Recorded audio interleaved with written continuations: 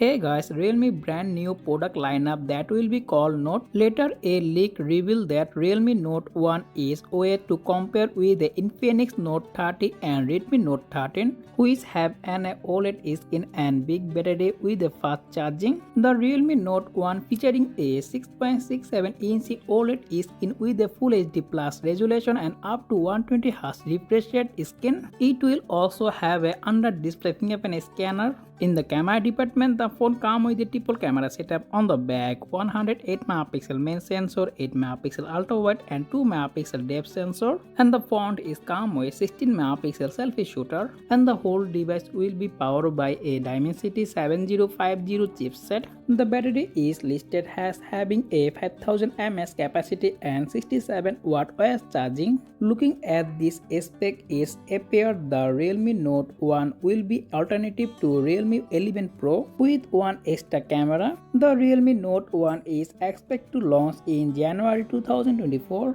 Let me know in the comment section below your thought about Realme Note 1. That's pretty much for today's video, and if you found this video informative, make sure to hit the like button and also subscribe my channel for more content like this. As always, thanks for watching and I will catch you next one. Take care. Allah Hafiz.